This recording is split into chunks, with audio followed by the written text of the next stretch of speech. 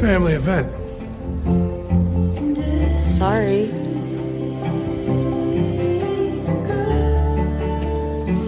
Sorry.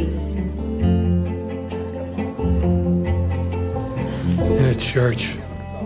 Yikes. Swear to me that everything you said about the Fireflies is true. Well, it was one of the most beloved science fiction shows of all time, but it was canceled after only 14 episodes in one movie. Discount Jeremy makes a pop culture ref. So Joel pauses for a good 4 Mississippis before answering. Well, he has to know this is a lie. If only Joel were better at lying than killing a hospital's worth of people who were trying to cure a plague which had ravaged the entire planet, this season would probably not even be necessary. The show makes the point that Ellie suspects Joel of lying, so pointing out the obvious lie doesn't do anything for anyone. You're agreeing with the show and then calling that a mistake of the show. Giraffes rely on very specific vegetation to survive, and they're indigenous to African savannas, where the temperatures seldom drop below 70 degrees. There is no way these giraffes have thrived for decades in Salt Lake City. Giraffes primarily eat from acacia trees, mimosa trees, and wild apricot trees, although they also eat flowers and herbs. Various species of acacia grow in Utah, including in Salt Lake City. Mimosa trees perform very well in Utah. Apricot trees have a harder time growing due to the intense summer heat in Utah. In sum, 2 of the 3 major food sources for giraffes are known to grow in Utah, including Salt Lake City specifically.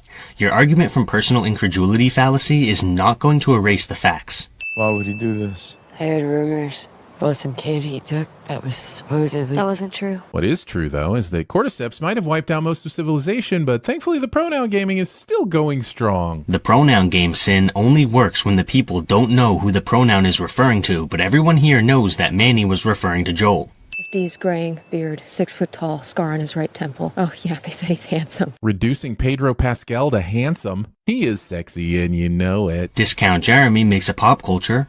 Also, Discount Jeremy has a boner. When we kill him slowly. Joel killed Abby's dad, sure, but he didn't torture him. It was one gunshot. Abby is a dick to the concept of tit for tat. Discount Jeremy doesn't understand emotion. Get up. Main characters in a violent struggle to make the audience think they're fighting for their life when in reality it's just a sparring match. Cliché. That's not a cliche. Also, in a post-apocalyptic world where medical supplies are probably pretty scarce, is there not a way to train that's not so potentially lethal? Not only is this irrelevant given the fact that nobody dies from this, but it's also dumb considering the risk versus reward calculus. I mean, safer training might be possible, but it would also be less effective given that it wouldn't be as hands-on, so you'd be securing safety during training by sacrificing effectiveness in real combat scenarios. I pulled it. You pulled it? Yeah, he pulled it. Why? Why did he pull a punch to Bella's face? Is that her actual question? The immediate answer should be because your face would be concave if he hadn't. Oh, and once again, why are they wasting needed medical supplies on bullshit like this? Ellie wants them to go all out because it'll make her stronger, and that should be very obvious to you if you watch the episode. As for the medical supplies part, Discount Jeremy double dips cliche. In case you confused it with Jackson, New Hampshire. This place name gag can be funny when the place they say as an alternative doesn't exist. But when it does exist, the gag falls flat. Jackson, New Hampshire is a real place, so it actually wouldn't be crazy for an episode to take place there. The next 2 sins in a row are really stupid. Discount Jeremy mentions that various materials probably aren't very easy to come by in a post-apocalyptic landscape, but nobody in the episode said otherwise, so these sins are completely pointless. Can I ask a question? Shoot. Why is she angry at you? This episode is at least 47% characters playing the pronoun game. Yet again, Joel knows exactly who she's talking about. And guess what? When I said she just now, you also knew exactly who I was talking about. You know why? Context. This scope is sick. It ain't the scope, it's the shooter. But to be fair, it's also pretty much equally the scope. Discount Jeremy doesn't know shit about guns. Shaken stems. What am I, in high school? It's winter, Gail. There might still be a stigma about therapy in this post-apocalyptic world, but at least the price of mental health care has dropped significantly. Also, they've got voltage testers and springs, but no better weed than shaken stems? Look, I'm just getting really hung up on that voltage tester thing because I'm pretty sure I couldn't even find one today. Did you miss the part about it being winter in Wyoming?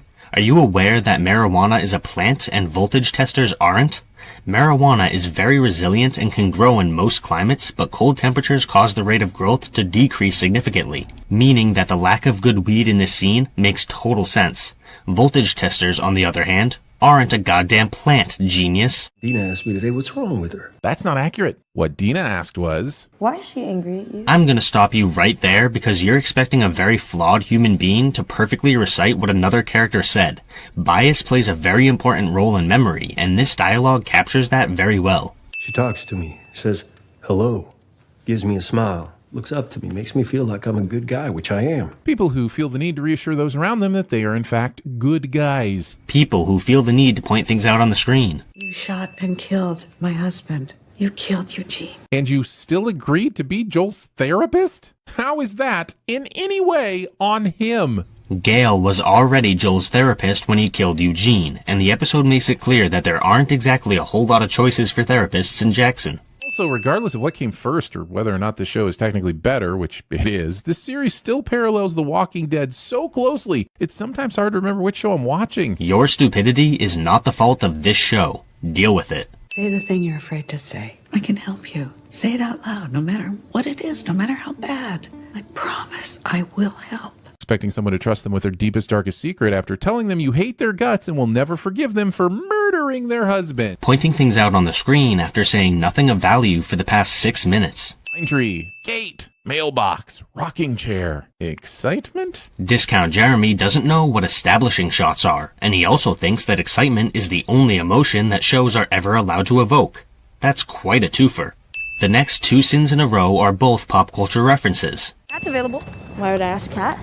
Because she's the other one. Othering someone based on their sexuality. Pointing things out on the screen. We should go back and report it. I'm all for being a stickler for the rules, but to go all the way back to report a random blood trail in the snow? No wonder no one listens to Kat. If a blood trail isn't worthy of a report, then I don't know what is.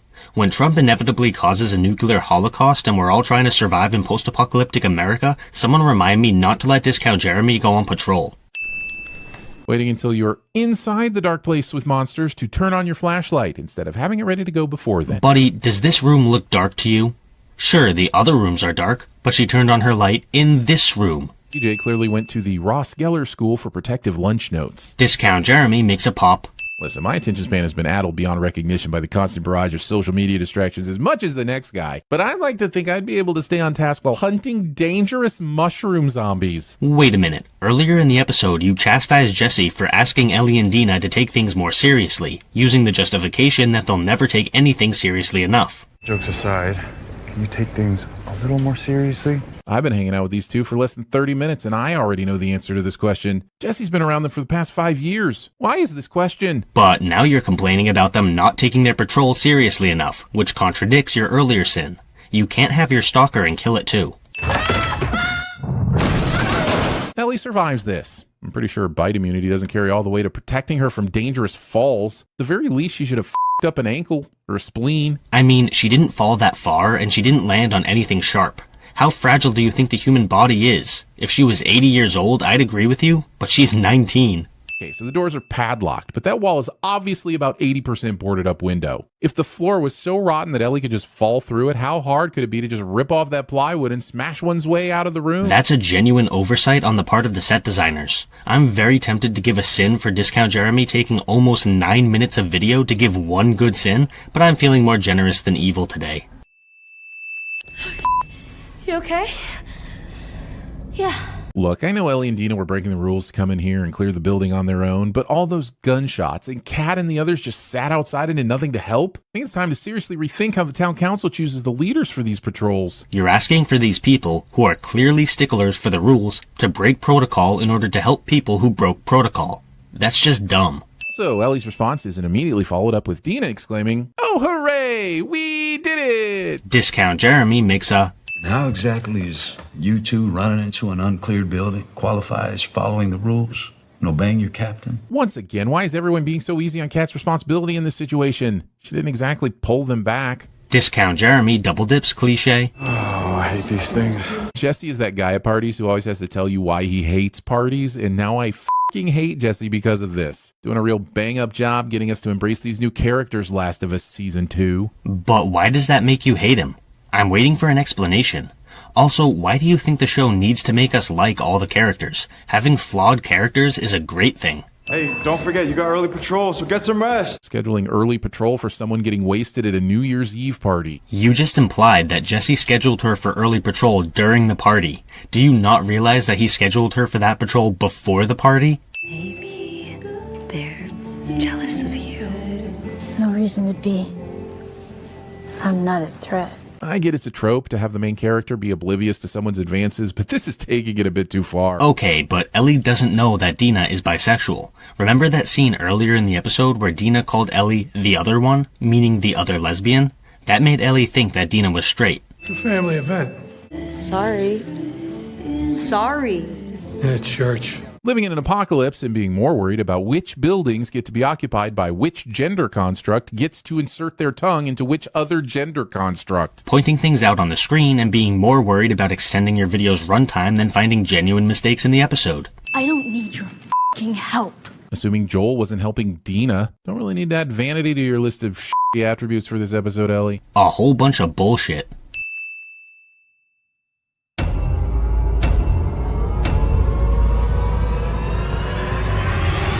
Why are you gay? Who says I'm gay? You are gay.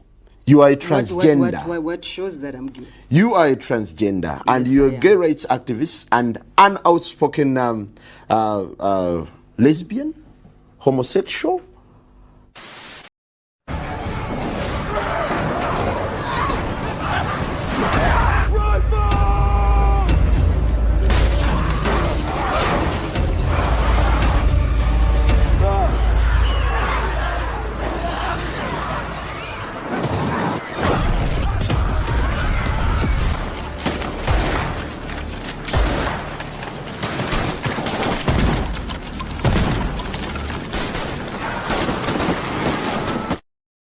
His brains are on the floor.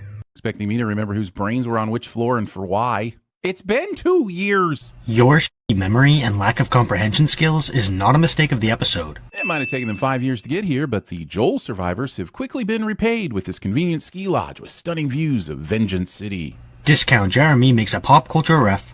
Also, just like that, we're right back to a TVSins favorite, randomly calling things convenient for no reason. I mean, why is it unrealistic for a snowy mountain to have a ski lodge? What world do you live in? Now that we know what we're dealing with, we can come up with a plan. Right? Definitely. A plan for 5 slightly frozen people to attack an entire city? Is Abby French for naivete? Discount Jeremy has never heard of stealth incursions. And besides, the ridiculousness of 5 people attacking a city is exactly why she just said that they need to come up with a plan. You're alive, so you must have a functioning brain, right? Could you maybe try to use it for once? Here are the problems. They've got 4 main gates, no other ins or outs, guard towers flanking each exit, mounted patrols, all heavily armed, overlapping routes. I see Owen will be playing the role of the person who lists the impossible elements of the impossible mission to emphasize impossibility. Oh, I'm sorry. I was waiting for him to explain what the sin was. He's not going to, is he? You don't actually have a plan, do you? No, I do. The plan is to convince her to go back.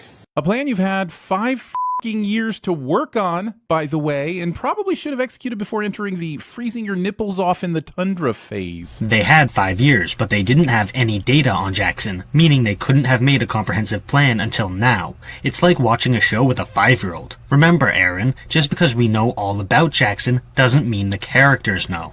Hey, wow, you look like Providing motive to the hungover person who already has the means and opportunity to kick your ass into the next pandemic. Providing nothing of value and instead pointing things out on the screen. I want you to fulfill your obligation to the community of Jackson Hole, Wyoming.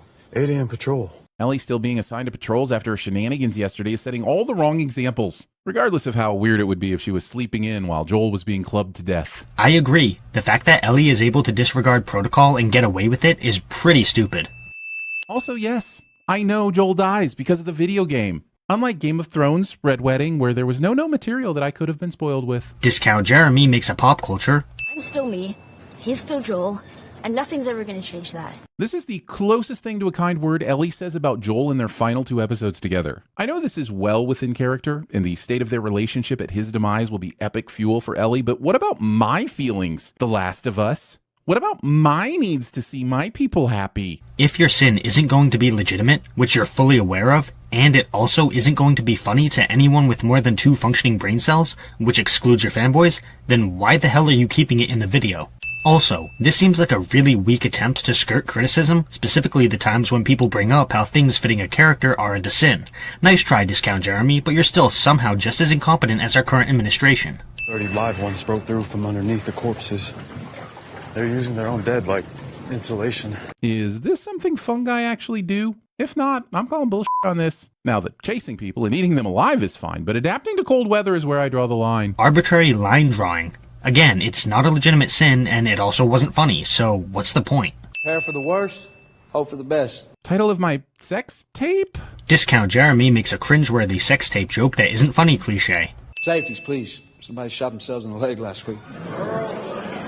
All right, don't be Earl. Oh, Earl. That crazy guy managed to waste ammunition, medical supplies, and manpower with one incompetent action. What an adorable mess. Super glad we can laugh about his incompetence. If this was a serious situation like an apocalypse, this would not be funny at all. The show makes a point of having Tommy behave comedically in front of the general population, and the point of doing so would be clear to you if you actually had the ability to think.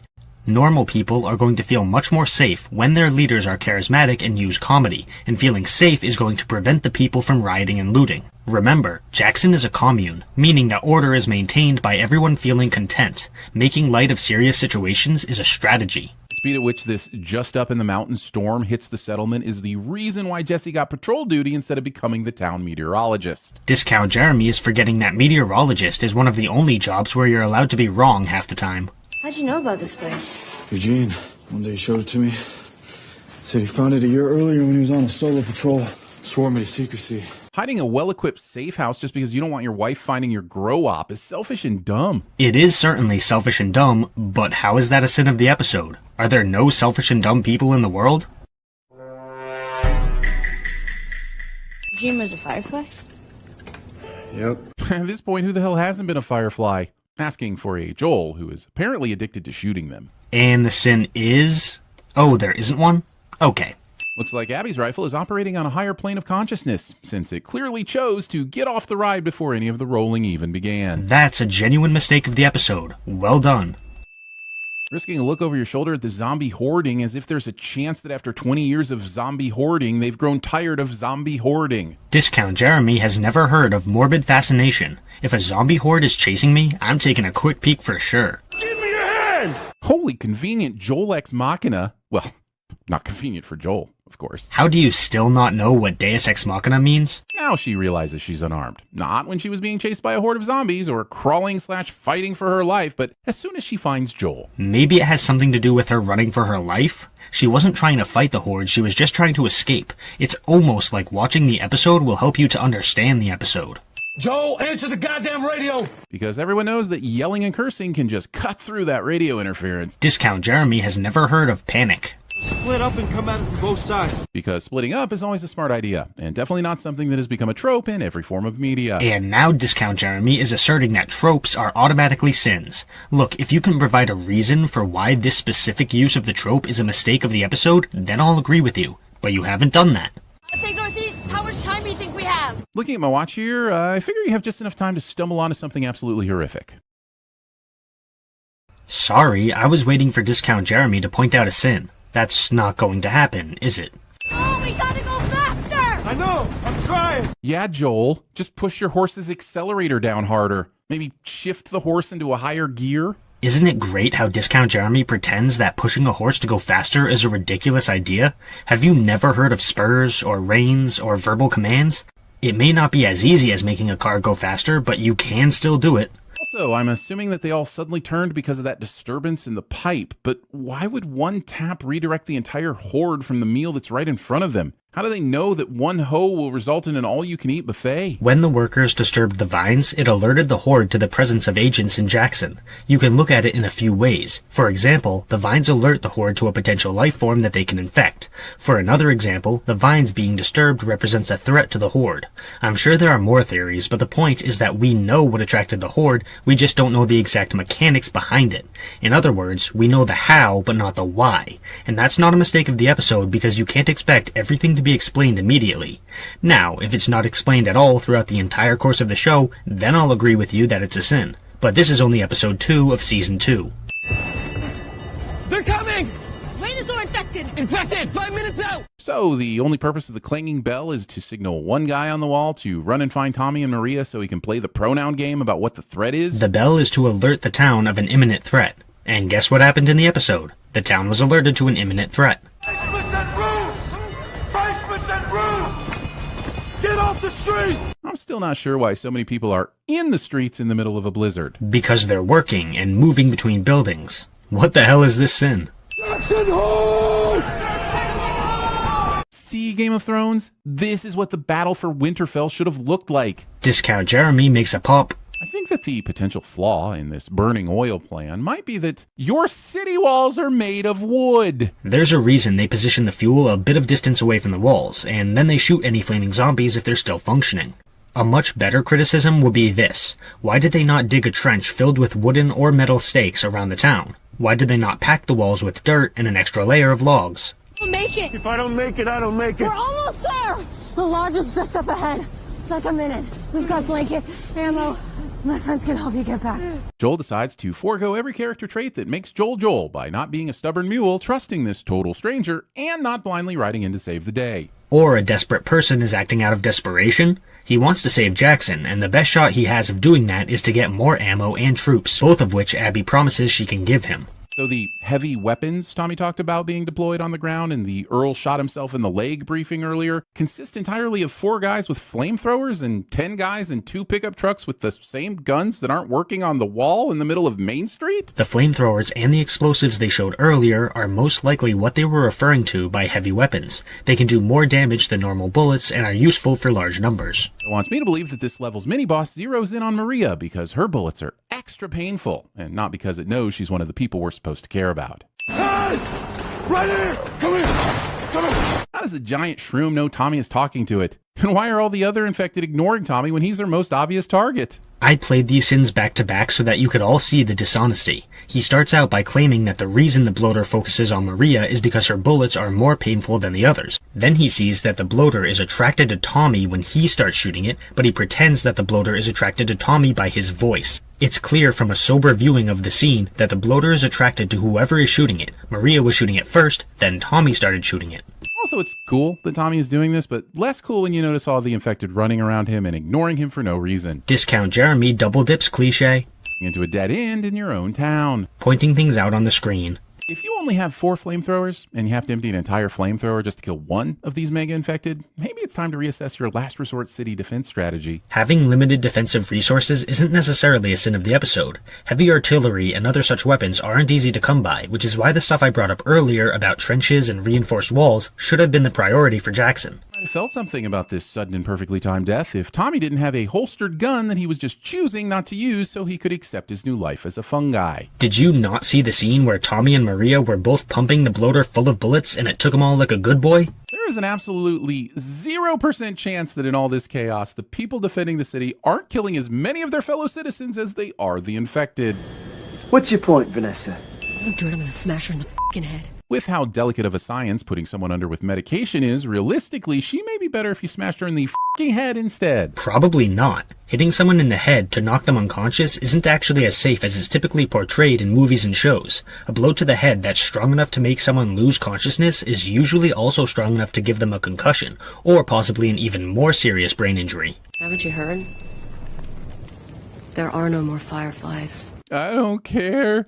I'm still free. You can't take the sky from me. Discount Jeremy tries to sing in a video cliche. 18 soldiers and 1 doctor. You remember that one?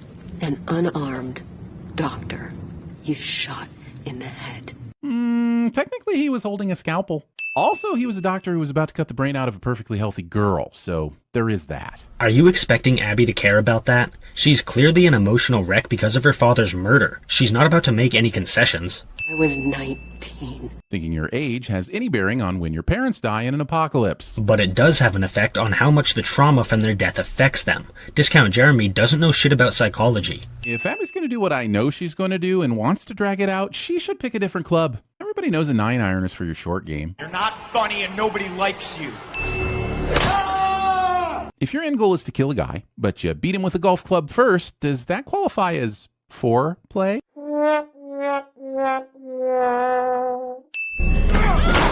Having the drop on all your opponents and fumbling it by rushing into the room. Having the opportunity to criticize a TV show and fumbling it by pointing things out on the screen. Joel, get up. Making physical demands of your extremely injured apocalypse dad. Making terrible content by pointing things out on the screen. Also, we can't play it, but we're definitely ending on an Ashley Johnson sings a beautifully delicate cover of a song reminding me that we don't deserve Ashley Johnson. Cliché. That's not a cliche. Also, Discount Jeremy sings something he likes cliché.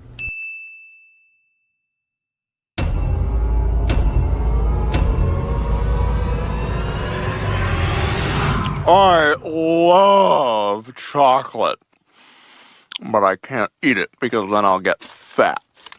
But it's so good. Wow. Seattle. Pretty. Plus, no one's shooting at us. Guess there aren't that many wolves. There's about to be a whole lot less. Kurt is a viper. What? No, that was just me. I was trying to sound like a badass. It's going to be tough to watch, especially when she gets to Joel's face. But I guess she's going to focus on his hand for now. Oh, okay, this is going to be even more emotionally gut-wrenching, but it's only appropriate that they leave the tough part for Tommy. Oh, okay. I guess that left arm's just going to be really, really clean, huh? What the actual f*** was this sin? It wasn't a legitimate criticism, and it wasn't remotely funny. A whole bunch of bullshit, I guess. Using your stupid, clever fungus intro to remind me that Ellie is without her Joel, when I've barely recovered from the previous sin removal. Pointing things out on the screen to remind me that you're completely incompetent. Captain Wyoming can do this all day, cliché. That's not a cliche, buddy. Everyone were as healthy as you. What would I do for weed and booze? You meet Jerry behind the Circle K like everyone else. His friends call him Road Dog. Leaving unsecured firearms where children can find them. Pointing things out on the screen where everyone has already seen them. I have to start adding sins every time Bella Ramsey's acting breaks my heart because I don't have health insurance and this is expensive. Discount Jeremy sends something he likes cliché. This matching Tupperware set survived the zombie apocalypse when, to date, none has survived my kitchen cabinets. What did you think that sin was going to bring to this episode? It wasn't a legitimate criticism, and it sure as shit wasn't funny. Okay, let's start with names. Manny, Owen, Nora, Abby. People who are this good at remembering names, even under duress, making the rest of us look bad. Pointing things out on the screen, even under the incompetent leadership of original Jeremy, making the rest of us bored. Did he say how small they were? No.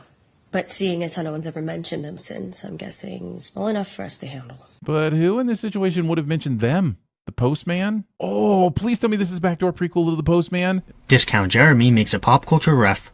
Also, even without the unnecessary reference, this sin was a bunch of incoherent nonsense. Dina says that nobody has ever mentioned Wolf before, and then Discount Jeremy asks who would have mentioned them. Do you see the issue with that? The answer is nobody, Discount Jeremy. Exactly like Dina just said. Hold out information on me again. You got rendering detail for a month. I wouldn't wish that upon my enemies. From the looks of it, I can't imagine this town has nearly enough RAM. You're not funny and nobody likes you. Can I have a hammer? This is the apocalypse, people. I'm not saying you should give a baby a Glock, but every single person, no matter how old, should already have a weapon. So you don't see the issue with giving a child a weapon? Really? Have you never heard of accidents? Understand what we're giving you now. Keep you far, far safer than a hammer. Nails? Distance. This group is already showing a lack of commitment to their carpentry theme. Oh, brother, this guy stinks! But you're on the council now. Yep. I refuse to believe he's on any council, other than some kind of cool guys council that decides whether or not you get to sit at their table during lunch. I think this qualifies as a Discount Jeremy has a boner sin. That's what separates us from the raiders and the murderers, our capacity for mercy. Those sons of bitches don't deserve our mercy. They get caught up talking about mercy when the more obvious difference is that you have stuff they want. I mean, you're right, but it's also not a sin of the episode, so... The next 3 sins in a row are all skip-worthy bullshit, so I'll save everybody some time by only saying it once. Skip? We all know they can't hit it that far. Can you imagine hating kids so much that you taunt their puny muscles by sitting in the outfield? And the sin is... Oh, there isn't one? Cool. Well, there's a difference between lying and being a liar. Is there? Like, is there a difference between murdering and being a murderer? Or keeping bees and being a beekeeper? Tommy's point is that some lies are necessary while others are gratuitous. So a person who constantly tells lies for their own personal gain would classify as a liar, whereas someone who only tells lies when it's necessary would not fall into that same category. I'm not surprised that Discount Jeremy doesn't understand this nuance, but I am disappointed. Who is it? Dina is doing a great job all episode of interrupting Ellie right in the middle of things, as if through some kind of power of uncanny magical convenience. Are you sure it's convenience, or do you maybe think that Ellie's friend is checking up on Ellie and helping Ellie after Ellie's dad was murdered? Provisions. Travel light but smart. Winter coats for beds, jackets for blankets. Ellie has no idea how lucky she is to have Dora on her team and ready to explore the Pacific Northwest. Discount Jeremy makes a pop culture. Best part of never waking up is Folgers on your grave. Discount Jeremy tries to sing in a video cliche. Trotting, trotting, trotting. Excitement. Discount Jeremy thinks that excitement is the only emotion that TV shows are ever supposed to evoke ex machina. Your opinion is wrong because Frank Zappa exists. Frank Zappa is one of those musical acts that people rave about, but no one I've ever met has ever heard any songs by him. Frank Zappa was inducted into the Rock and Roll Hall of Fame in 1995, so this sin is full of shit. So, LMNO P. Are you seriously going to make me do the entire alphabet? Asking this at the letter P. You're more than halfway through the alphabet at this point, Ellie. You bring up these kinds of concerns at E or just stay home on game night. Pointing things out at your audience. You're more than halfway through the video at this point, Discount Jeremy. You bring up this kind of nonsense never. Oh, good night. Night. You guys aren't going to sleep in shifts to keep your eye out for, and I cannot stress this enough, the cordyceps zombies? While I agree that sleeping in shifts would be smart, it would also contradict their characterization. Both Ellie and Dina have been established as unserious and carefree, meaning that silly mistakes like this actually make sense for their characters. You're gay, I'm not. Are you sure about that? As much as I appreciate the John Cena meme, Dina is not gay, she's bisexual. In other words, Discount Jeremy doesn't know shit about sexuality. Does it ever strike you as sad? Jesse? Yeah. Has he ever told you why? How is the answer to this not everything? You're living in a post-apocalyptic Wild West where a good day is not having to bury your shit to hide from predators. Yes, but their point is that Jesse's sadness stands out to them, so there's something that he's not telling them. Ellie? It wasn't that high. Ellie, I refuse to take a hint, Williams, everybody. You say while showing a shot of Ellie looking over at Dina while clearly processing what she just said. Quiet. Yeah. Too quiet. Curtis or Viper? Both, in all 4 movies. I realize they're making a joke by referencing Curtis and Viper movies, but since I've never... Skip?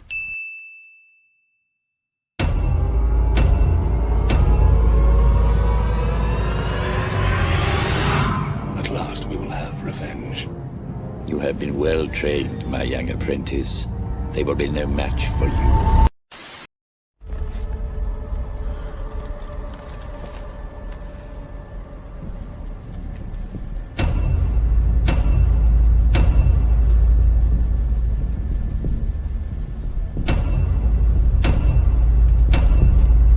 You.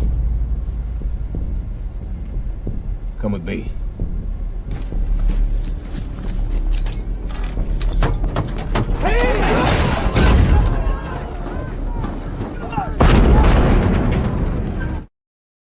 This 2018 title achieves nothing, other than reminding me I haven't got a clue what year the previous episodes were in. Most of this season takes place in 2029, and you either could have paid attention to know this, or you could have taken 5 seconds to look it up. Seeing as you did neither option, here's a double sin.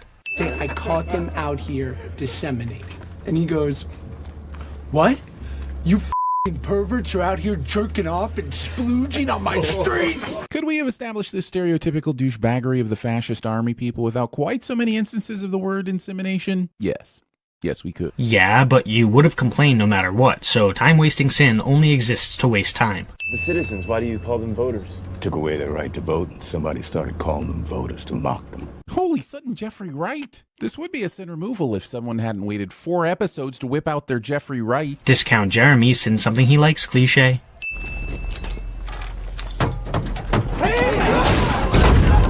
This armored troop carrier locks from the outside for some reason. And if this is a thing, it f***ing shouldn't be. That's actually a good sin. This lock only exists to make this scene work.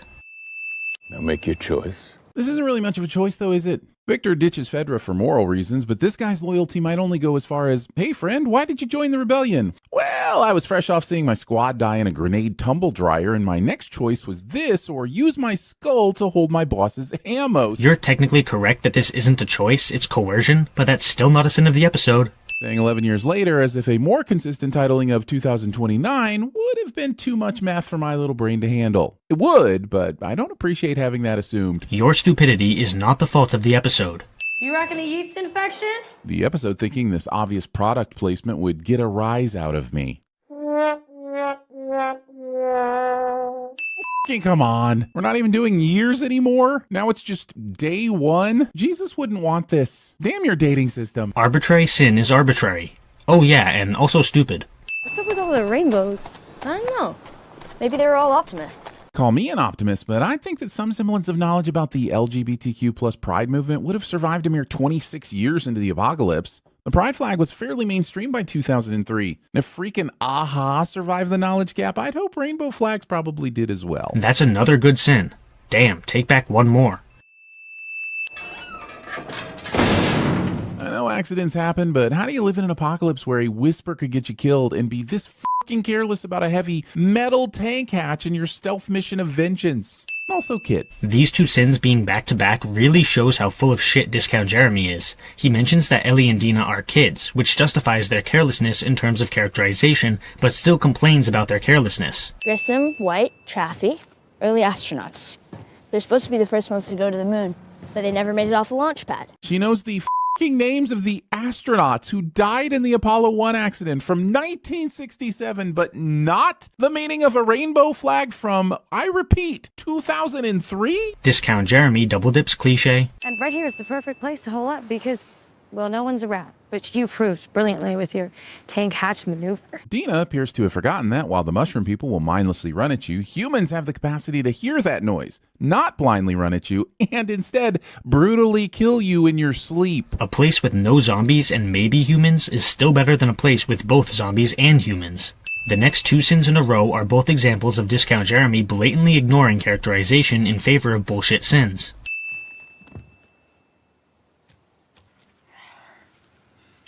How do you know about Apollo 1 and silica packs, but not the pride flag, Eleanor? Discount Jeremy triple dips cliche.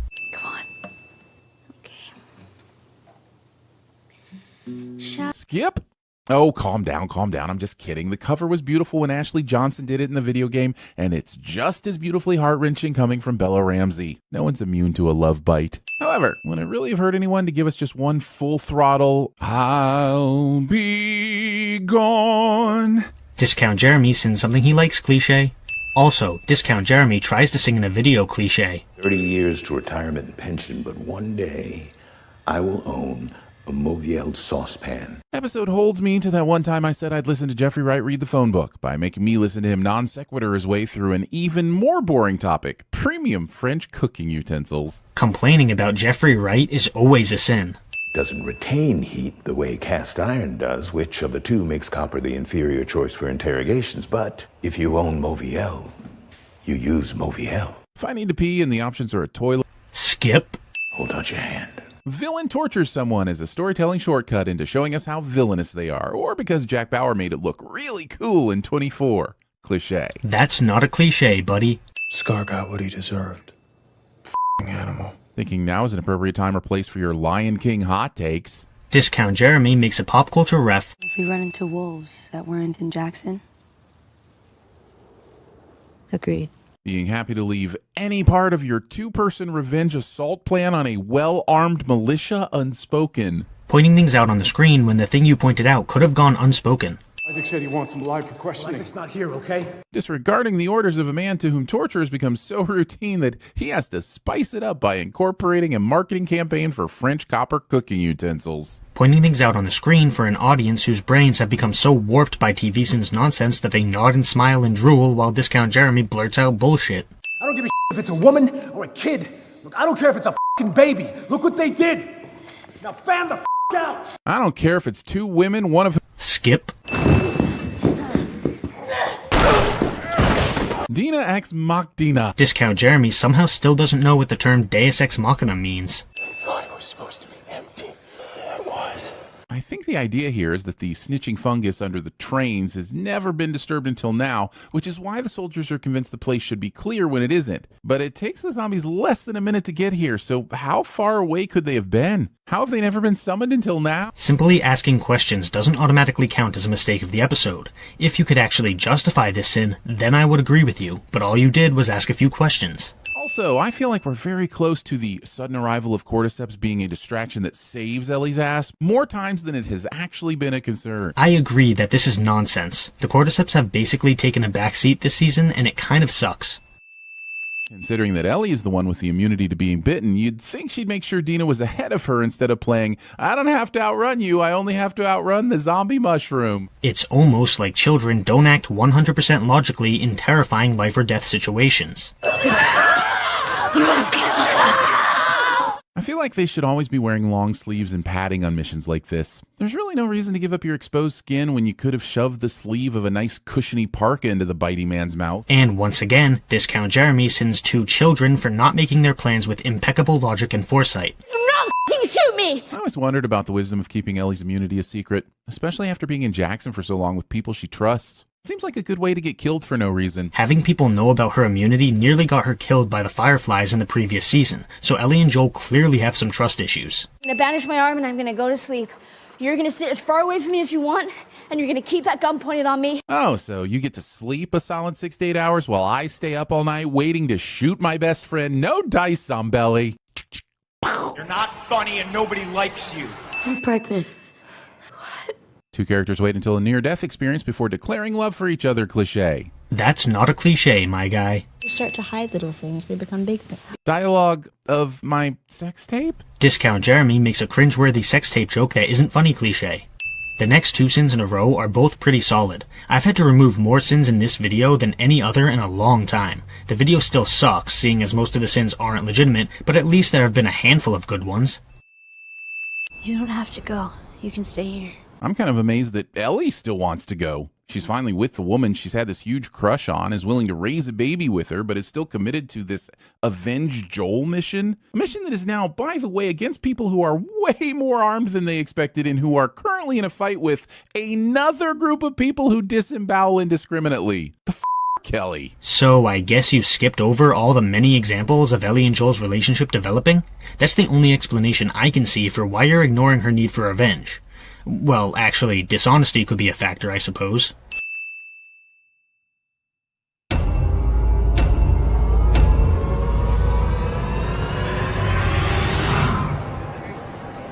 I'm about to bomb this whole motherfucking plane.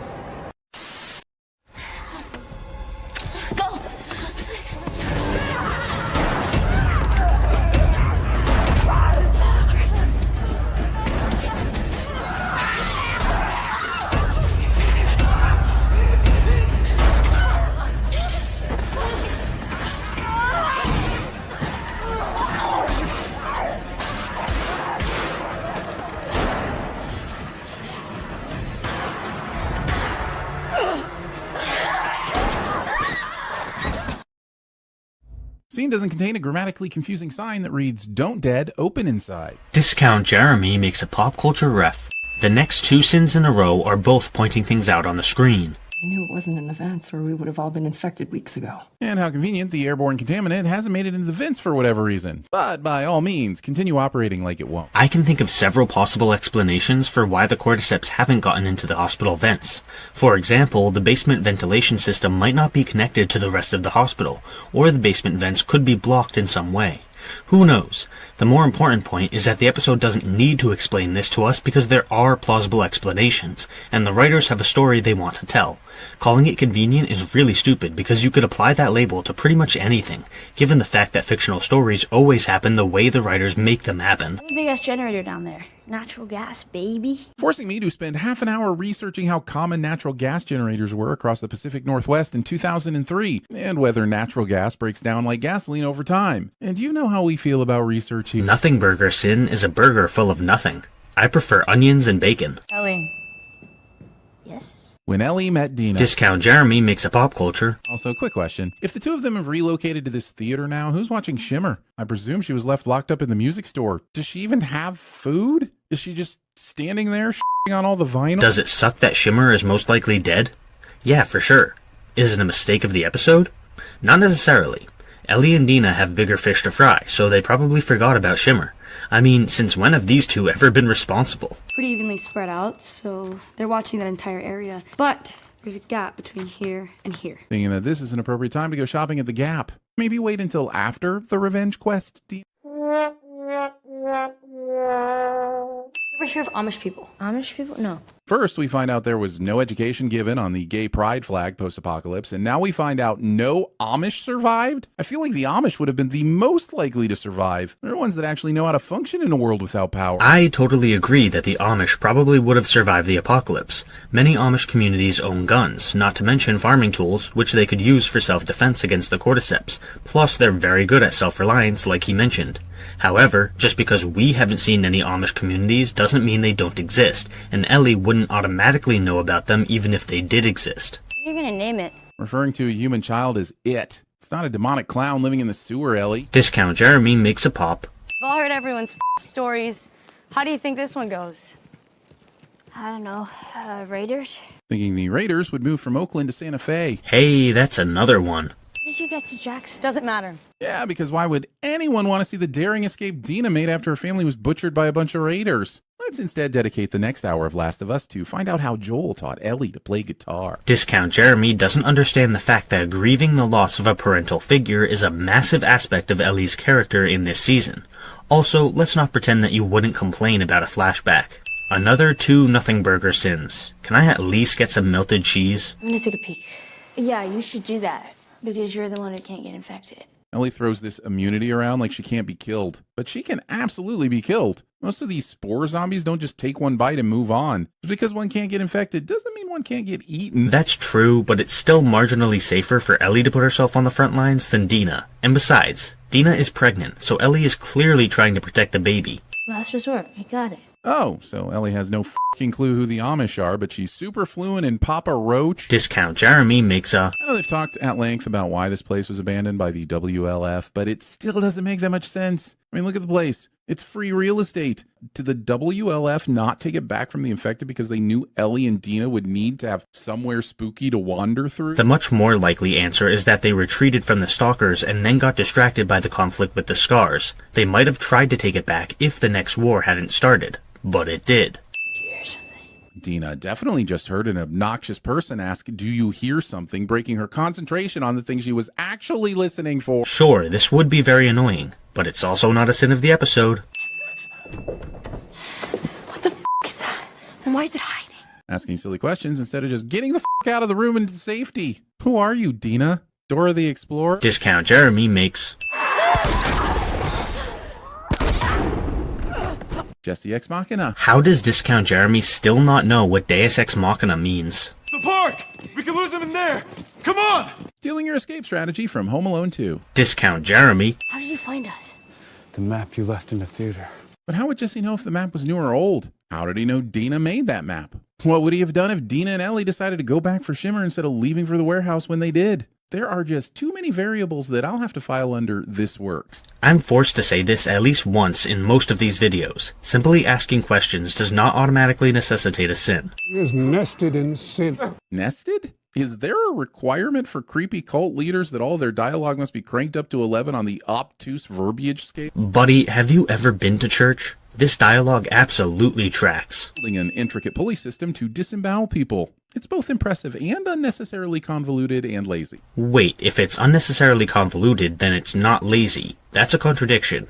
And given the fact that this was neither a legitimate sin nor a joke, I have to give it a sin of my own. How are you free? Bring a person in the same way you'd prep a fish for market. Pointing things out on the screen the same way you'd point things out on the screen.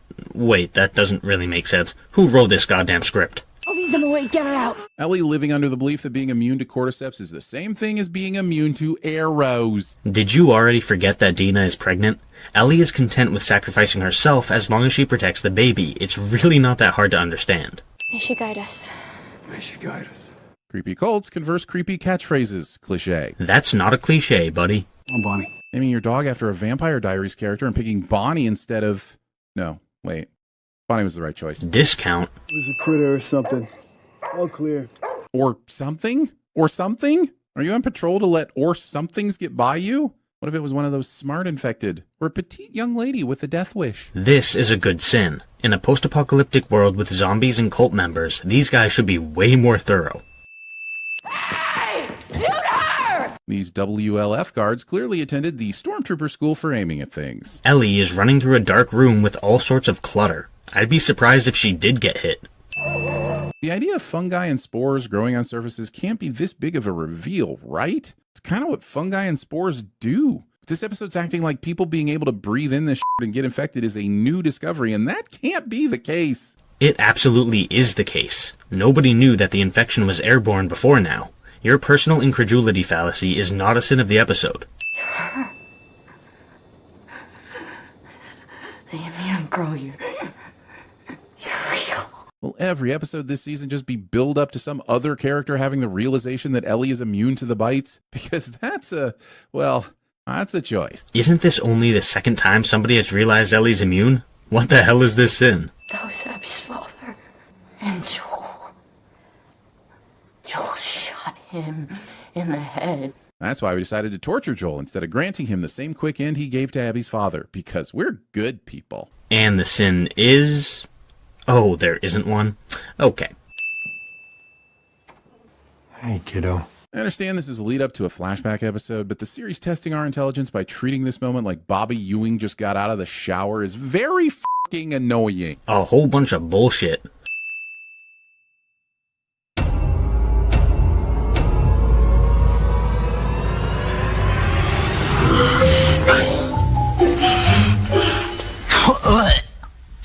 That smells like ass.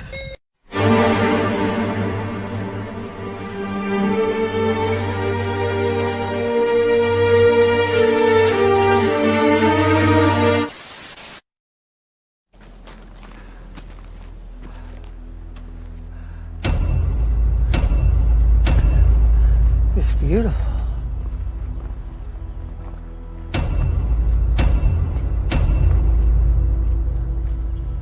Oh.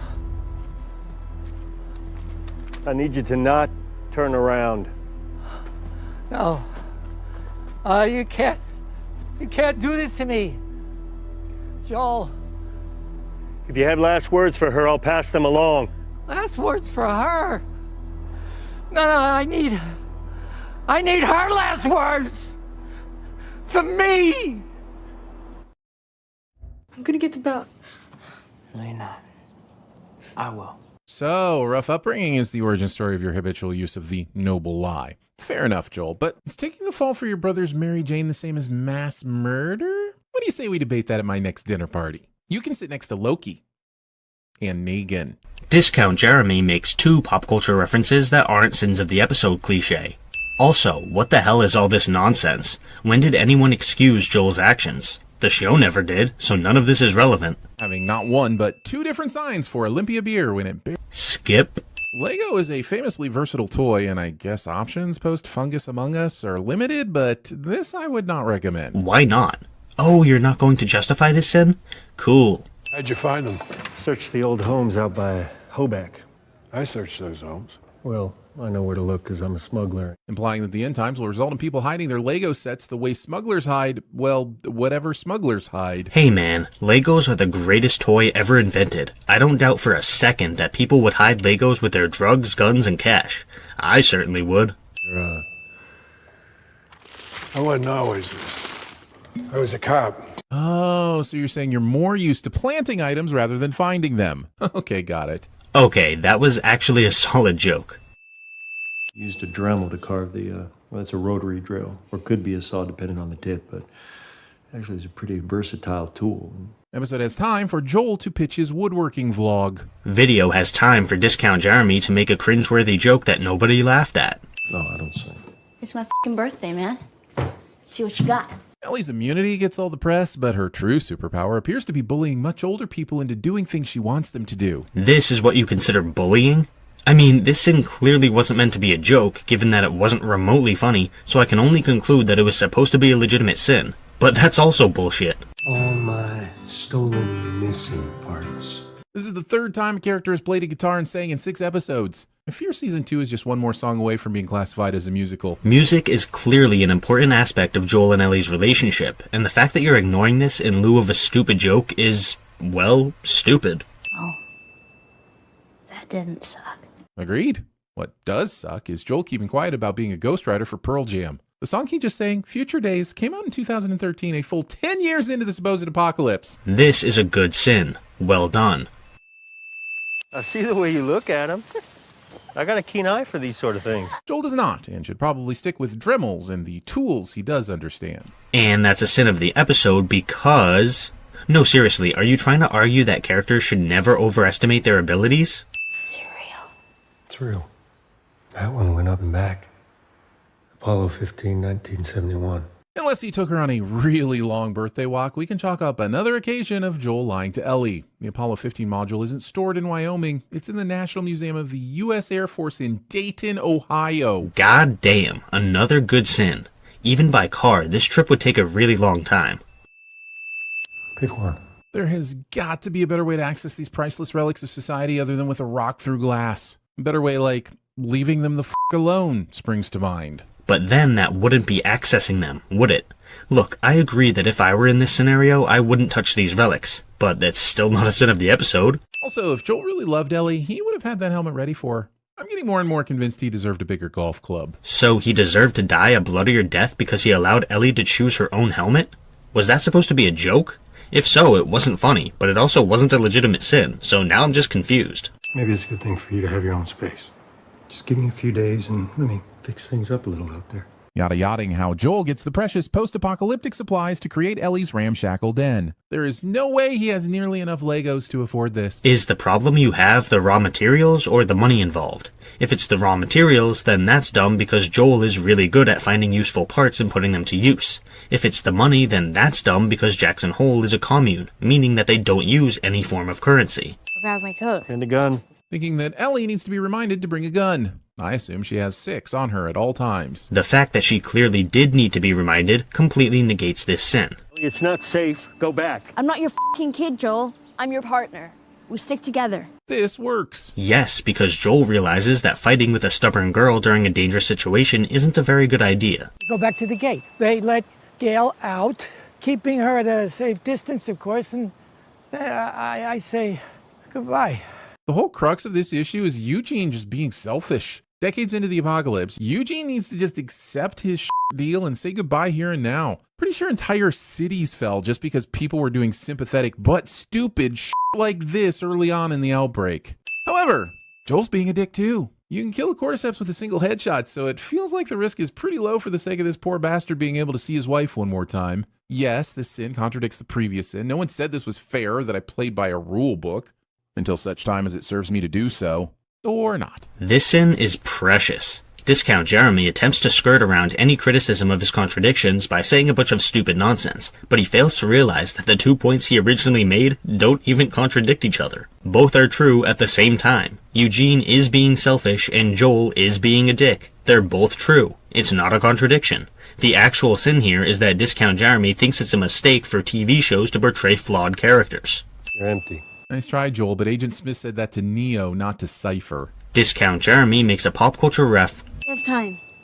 We tie him up and we bring him back. Tying him up still leaves his mouth exposed, though. And that's kind of how the infected get you. Which is why Joel doesn't agree to this plan? You're agreeing with the episode and then giving it a sin for that agreement. Start walking with him. We'll meet up with you. I promise. Oof. And that's the moment Ellie realizes Joel is full of shit. He really should have said literally any other word or shut up and do as I say, kid. And this is a sin because... Oh, it's not, and you're just trying to make your video longer by saying random bullshit? Cool. Oh, look, Ellie found them, even though Joel deliberately misled Eugene in order to kill him, and she's never been out on patrol before. That's awfully convenient. Did you not hear the loud gunshot from Joel's weapon discharging? Come on, man. That's not what happened. He begged to see you. He had time. Allow me to make the death of your husband even more traumatic, Gail. Yes, I'm a piece of shit, but what's important is that we all know Joel is a bigger piece of shit. And once again, you're pretending that this is a mistake of the episode. Shitty things that characters do are not automatically mistakes of the episode. It's kind of pathetic that someone who watches TV for a living somehow doesn't understand or care about this. I don't need your fucking help. Forcing me to watch this exchange again without any new context or perspective. It's literally just the same clip we saw in episode 1 of the season, as if I haven't had 6 days between episodes to rewatch the episodes I do have and make insightful videos about them.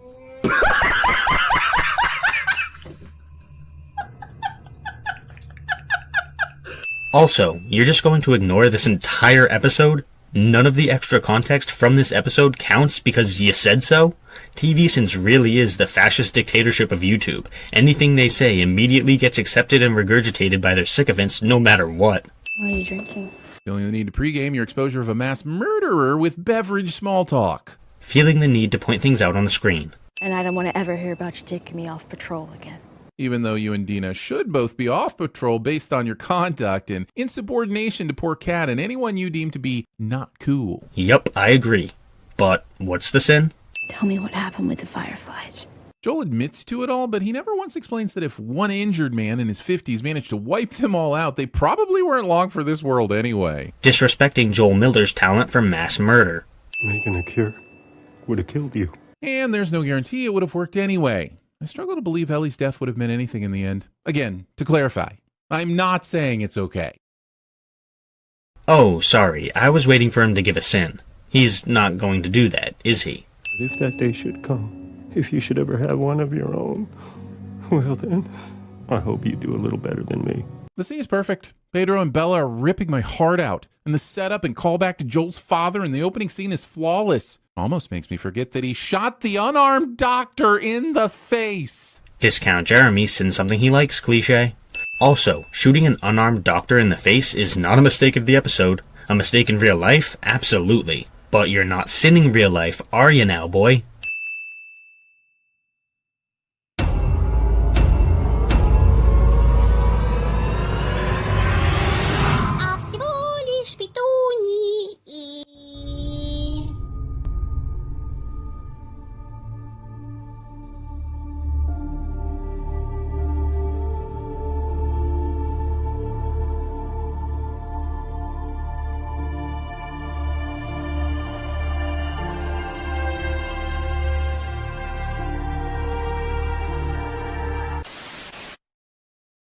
Hands up. Where's Abby?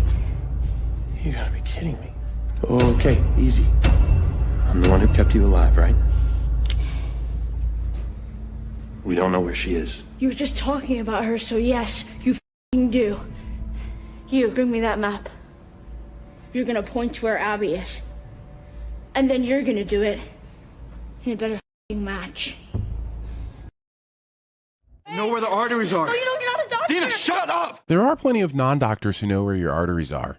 Nurses, EMTs. Yup, which is exactly why Jesse knows where they are. What's the sin supposed to be again? What's the name of your horse? Shimmer, I'm alone. Open the f***ing door. Naming your horse Shimmer, I'm alone, open the f***ing door. Waking up a pregnant woman who just had an arrow pushed through her leg. Pointing things out on the screen to people who just saw those things on the screen. Is the baby? It's okay. How do you know? Do you want her to get an ultrasound or something? The baby's fine. This show is dark, but it's not dark enough to kill an unborn baby, right? Are you suggesting that Ellie shouldn't be concerned about the baby? Seriously, dude? I don't know how long this bowl of water and towel have been here. And since one of them just showed up and the other one just woke up, they don't either. Letting Dina use this to tend to her wounds is the most dangerous thing Ellie has done since getting to Seattle. I mean, they're both irresponsible children in a situation where they don't have many other options, so this tracks. I made her talk. It was easy. I just kept hurting her. Show treats torturing people like I treat. Skip. It was a long time ago, before I came to Jackson.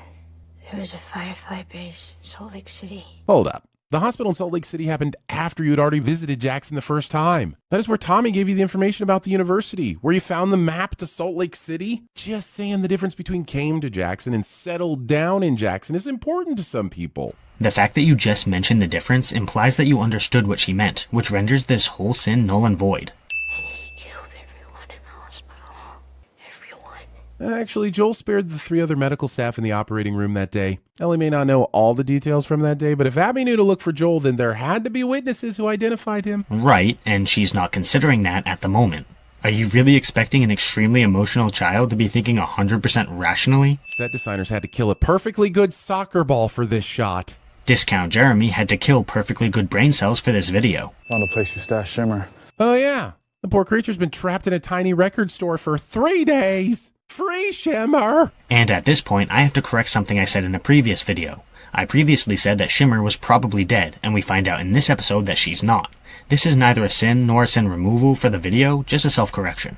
I'm gonna be a father, which means I can't die. Premature celebration. In what world is this a celebration? All he says is that he has a responsibility to survive. He doesn't throw a party for successfully surviving. Discount Jeremy doesn't know what words mean. This noisy screaming doesn't immediately attract a horde of infected. I'm starting to think they only come out when the script needs them to. I agree with this. More infected would have improved this season tremendously. Any word on Abby? Not since she played golf with Joel's entire body. And it's kind of hard to sin the show properly when you know they're withholding evidence. I guess it will all make sense in 2 to 3 years. Nothing burger sin is a burger full of nothing. Where's my specialty burger sauce? The next 2 sins in a row are both a pointless waste of time. My community was beaten to death in front of me. Technically, you arrived after Joel had already been beaten. Some of the beating happened before she arrived, and some happened after. Regardless, this isn't a sin. The Seattle Great Wheel, which we see here in the distance, was built in 2012, nearly a decade after the show's outbreak started. That's a genuine sin. Well done. The next 2 sins in a row are both pop culture references. I get it, you're soggy and disoriented, but you've got guns. At least try to shoot them before they grab you. Look, I'm not saying I want to see more murder, but in the game, it's hard to quantify how many people Ellie kills. But so far this season, I think she's knifed one guy in the neck, and that's it. I agree that Ellie should be closer to her video game counterpart and kill more people, but he also mentioned that Ellie was soggy and disoriented, which renders that point moot in this particular scene. I'm gonna call this one even and neither add nor remove any sins. Village. The village! Leave her! It would take mere seconds to finish executing this person that you decided needed to die based on the infallible opinion of a toddler. I'm beginning to doubt your commitment to this religion that seems to be built around the god of hammers. Oh, yeah, and Ellie's boat washed up within a few feet of her on the same exact beach. Didn't even get overturned or get smashed on some rocks. Talking about having your plot armor extend to the vehicles around you. Also, hope you enjoyed your trip to Scarligan's Island. Please never return because it was a waste of 5 minutes that did nothing in the service of this episode. These sins are all solid. Take another one back. Ellie still hasn't checked to see if she has fuel to make this trip. Given the fact that she's desperate to escape, this isn't really a sin of the episode. But also, I don't like talking about the game in comparison to the show, but in this, in changing how Mel died, they absolutely fumbled one of the pivotal moments of the story. It's horrifying, it's tragic, but it robs Ellie of any agency, which she has desperately been lacking this season. I'm tempted to sin you for implying that you shouldn't consider the source material, but you also made a good point, so I'll be nice and remove yet another sin. Ellie! What the? How? Did they sew an air tag into Ellie's clothing? Even if Jesse knew she was going to the aquarium, he'd have to rescue Tommy, get a boat, sail across the harbor, and find Ellie in this giant complex. And he did all of that in time to arrive just a few minutes after she shot Owen and Mel? I'll buy mushroom zombies, but I ain't buying this harbor speed run. I mean, to be fair, Ellie took that pointless little detour to Scar Island, which would have given them a significant amount of time to catch up. But Abby gets to live. Undervaluing the fact that you killed almost all of her friends. Undervaluing the fact that you don't need to point things out on the screen. Episode wanted to break our hearts so badly that it had someone as tactically sound as Jesse run face first into a bullet. Yup, Jesse's death isn't that impactful because it's really stupid. You killed my friend. No, I did. I was looking for you. I didn't mean to hurt them. It sure looked like you meant to hurt Nora. And you think Ellie is telling the truth right now? When she's desperately trying to save Tommy? Come on, man. Lumen Field ditched its grass in 2002 for artificial turf. So you had to rip all that out and then fill the stadium with arable soil. Seems like a lot of work just to get this shot. Damn, yet another good sin.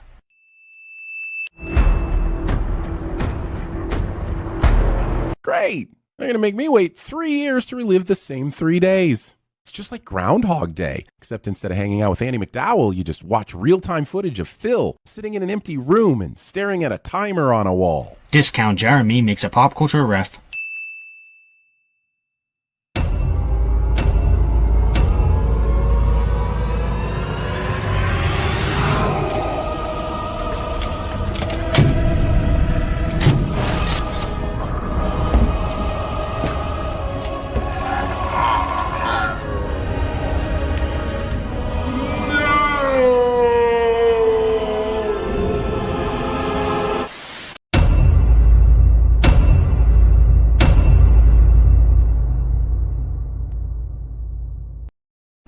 Damn!